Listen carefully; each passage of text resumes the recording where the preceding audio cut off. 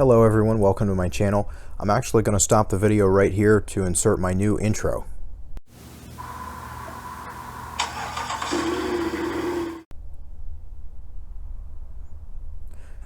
Alright, and we're going to start the videos from here on out with that intro. That was designed by my niece. She's very talented, and I know she watches all my videos, so thank you very much. It means a lot. So let's see what's going on with the car in the last couple days or weeks or whatever it's been since the last video. So I do have a new plate on the car, not that goofy California plate I put on just for fun. It's also registered and insured now, so that's all in the glove box. As far as the interior goes, I've finished with the speakers. I'll have a video on that out soon if it isn't out already, but that went really well, and the stereo works, so we're leaving that. Also the power antenna works, so that's a plus. I was able to find carpet that pretty much matched the rest of the car, and it was kind of like a small piece of carpet. I also picked this up here too, just to kind of kneel on when I'm working outside the car, although it's almost done, so it'll be good for another project in the future. So this carpet matches pretty close. I did have it bound, and then I sprayed backing on the back of it, so it's not going to come apart or anything. And it's just typical house carpet, but it actually matches pretty well to what's in here.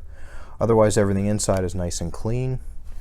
It's in really good shape. Let's see if I can put this. Nah, I can't do that anyway. Can't really put the seat back with one hand there, but yeah, everything's in really nice shape inside, nice and clean.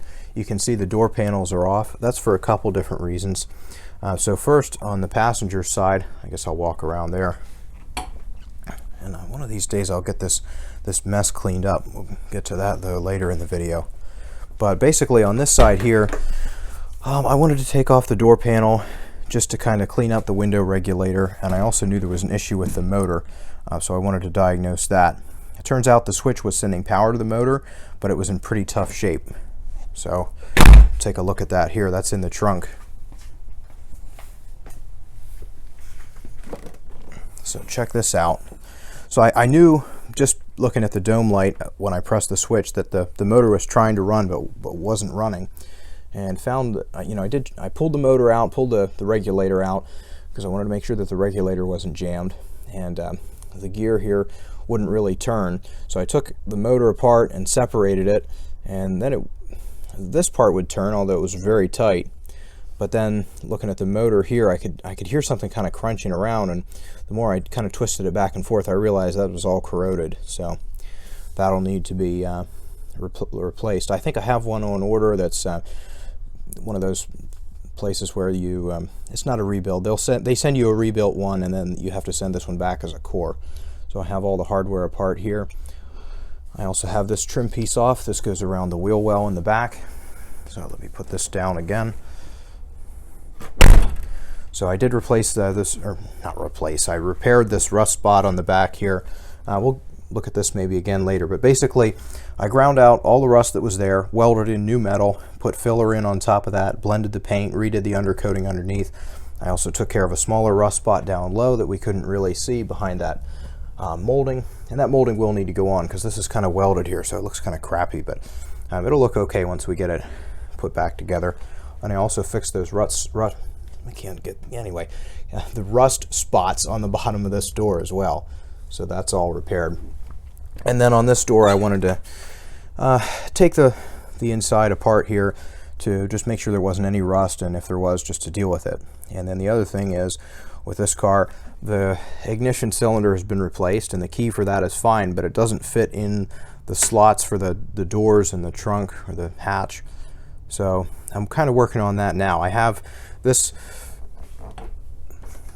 cylinder out, so I'm seeing if I can get it rekeyed, because the original keys for the doors are broken, so I don't have one. So I kind of have to either have the lock picked or have an impression key made, or maybe just get new cylinders. I'm not really sure. So that's out, and then once I figure out this side and get that motor in on the other side, I'll work on that.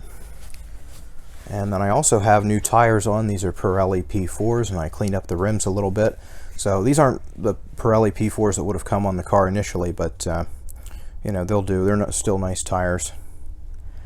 So let's see, I think I have just looking at my list here to see what else is going on. That's about it. I also changed the you know, about all for the good stuff. I also changed the gearbox oil and the power steering fluid. So once the car is running for a little while, I'll change the coolant as well. Okay, I had to stop the video. I had a bunch of texts come in and my phone battery was about dead. So anyway, that's about all for the good news. So, you know, it's coming along. It's just about done. But there's definitely some stuff that I'm not going to be tackling here. So the engine's still doing the same thing. I haven't really messed with it yet. I kind of just want to take it to somebody that knows. The good news is, when I was calling one of the places around here that I get parts from, they recommended a place to me, and I did talk to the guy, and I kind of begged him to take a look at it. Yeah, but he said he wouldn't mind. It would just he just might have to refresh himself on some stuff. So more on that a little bit later. But the issues that I'm having now, I have the car running a little bit earlier. There's a very large oil leak coming from the back of the engine, which is really the front. So from back here, anyways. Anyway, so that's kind of a problem. It's a pretty significant leak. I think it's coming from the front main seal. I can't really tell. Haven't really looked at it. I'll have to look at it then. But you know, I don't know. I'll have to look into that repair, but if it's something that I have to do from the bottom, which I probably will, or if it involves being underneath the car, specifically underneath the engine, I'm going to have somebody else do it. I've never really been comfortable working on a car that's up in the air on jack stands with myself underneath it. I don't mind sticking my arms underneath or so, just to, you know, like when I was redoing the suspension and brakes on the, you know, on the front end here or something. I don't have an issue with that, of course, but I don't like to lay underneath a car. I did change the exhaust on the 9.3 once, and I don't think I lifted that. I think I drove it up on the little retaining wall in the driveway and had enough room to kind of get underneath and do it. So I'm not a real big fan of that. So I'll have somebody look into that. Otherwise, nothing else has really changed here. Everything's fine. The other issue is there's a little bit of a puddle underneath the rear wheel here. I thought it was just exhaust, and then I was noticing that it kind of wasn't stopping. It looks like the fuel accumulator is leaking as well. So unfortunately, the one thing in the fuel system that didn't end up getting replaced is now going to end up being replaced. So it doesn't look like that's an easy part to locate either, but I did find one. So we'll have to get that in, and again, it's underneath the car, kind of in a tight area. So I think I'll just have the you know, if the guy that wants to work on the engine, if he wants to do it, I'll have him do that as well. So we've got that. A couple other situations. I'll have to post a picture. I'll probably just post a picture on social media. I'm on Facebook and also Instagram if anybody wants to follow. I think it's like Seth Saylor official or something like that. Anyway, there's a relay underneath the rear seat that isn't hooked up. And the other thing is the fuel gauge doesn't work. When I replaced the fuel pumps, there's nothing in there. I looked around in the tank, there's nothing there that looks like it measures the level of fuel. So if anybody has any advice there, I'd appreciate it, because it looks like the fuel pumps changed, the ones in the early 80s. I think in 1985, it was the last year of basically the setup that they had here, which has the two pumps, and then after that they went to a single one. So I think it's kind of specific to this year and the earlier ones. So so let's see what else is left. I've got to get the engine running right. We've got to fix the oil leak, replace the fuel accumulator. We've got to deal with the keys and the ignition cylinders. We've got to get these door panels back on and get this window motor in. And I believe that is about it, other than small stuff like getting that trim attached on the other side.